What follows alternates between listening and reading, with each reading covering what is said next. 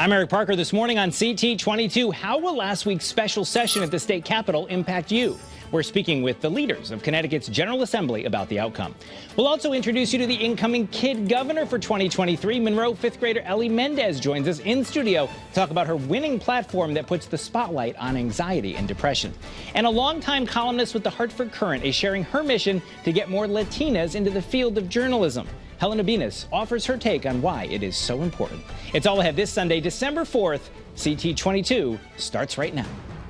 From WFSB, this is CT22 with Eric Parker. Good morning and thank you for being with us. State legislators were back at the Capitol last Monday, meeting in special session. Among the issues addressed, the gas tax suspension, programs to help Connecticut residents afford heat and electricity this winter, and the Hero Pay program. Joining us to discuss the outcome of that one-day special session, Senate Republican leader Kevin Kelly and House Majority Leader Jason Rojas. Thank you both for being here. Good morning. When you have these special sessions, it's a little bit of a whirlwind. But Jason, I'll start with you from the majority perspective.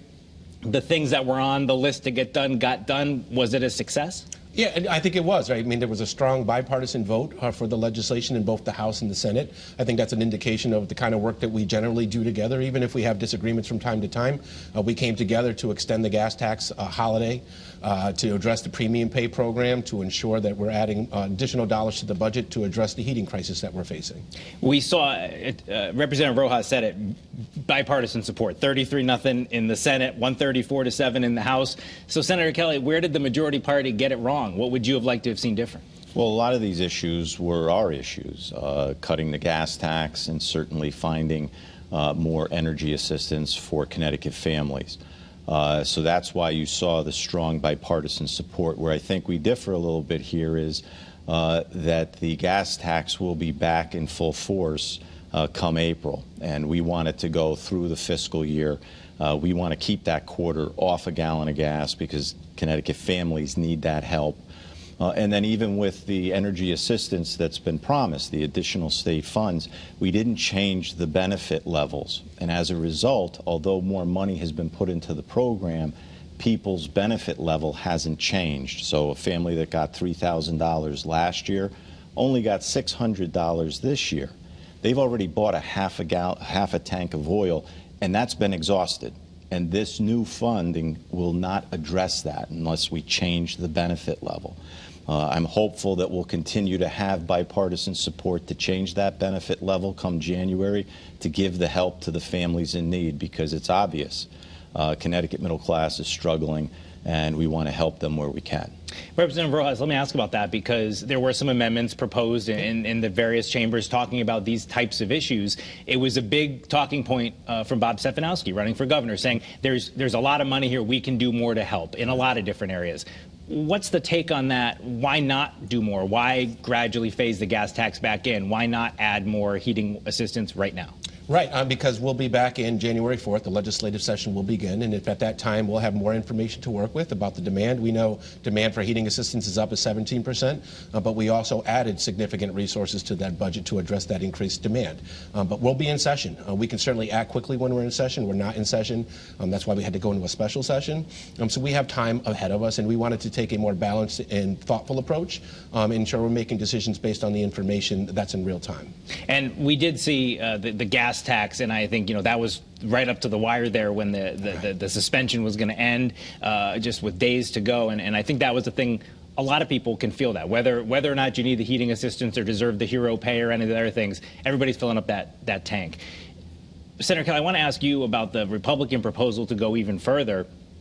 From when this was first declared, the price of gas is down something like $1 a gallon. The crisis on the price side for sure has abated.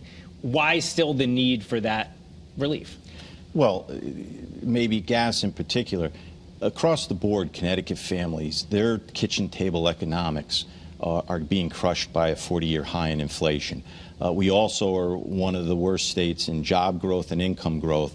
So the Connecticut family is struggling financially. This would be a way that we'd be able to give some of the money back. And right now, when we look at tax collection, we have over-collected on a daily basis so far this fiscal year $18 million a day.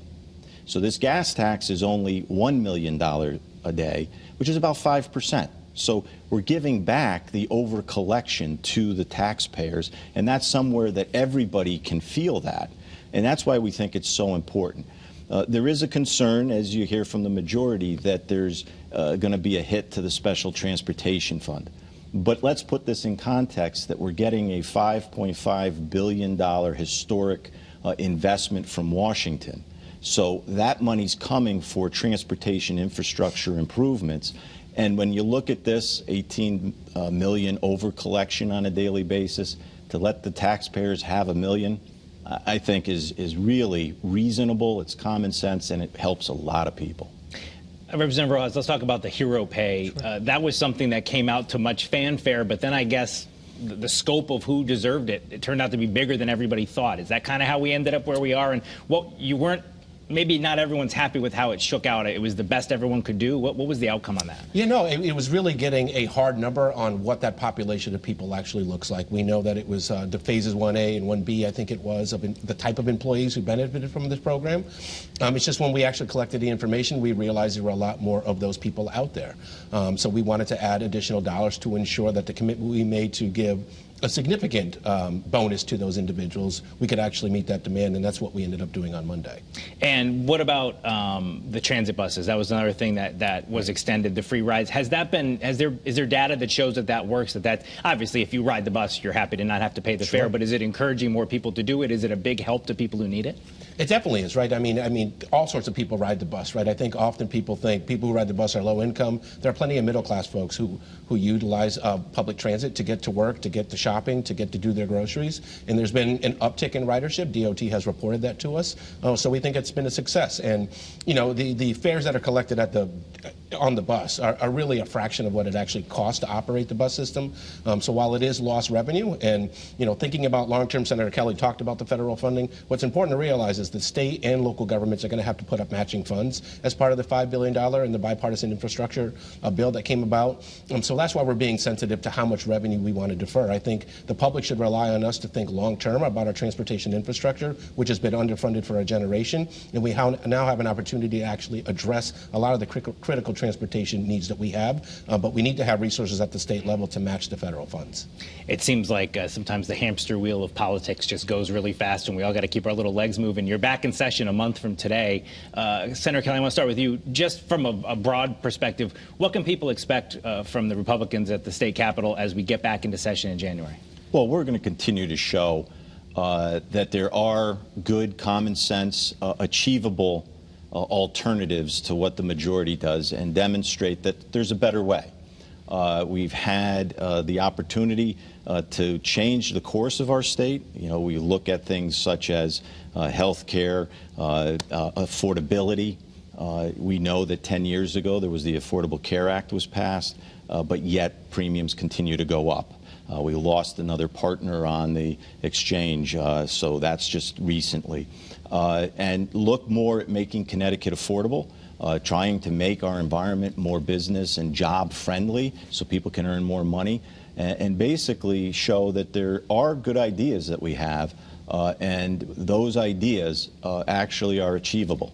30 seconds left. Tell us what the Democrats will be focused on, maybe one or two key things. Yeah, we're going to focus on the budget. We're going to focus on workforce development. We're going to focus on providing municipalities with the funding they need to provide education to our kids. And in terms of whether there's a better way by our colleagues on the other side of the aisle, the voters decided in November that they're pretty happy with what Democrats are doing here in the state, and we're going to continue that course. All right, we're out of time, so you get the last word. Senator Kevin Kelly, Representative Jason Rojas, thank you for being with us here on CT22. Thanks for having us. Thank you.